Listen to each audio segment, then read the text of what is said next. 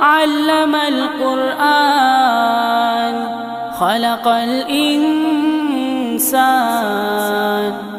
علمه البيان الشمس والقمر بحسبان والنجم والشجر يسجدان والسماء رفعها ووضع الميزان ألا تطغوا في الميزان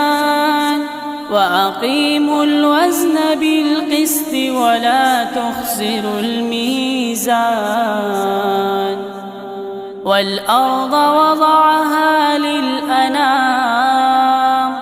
فيها فاكهة والنخل ذات الأكمام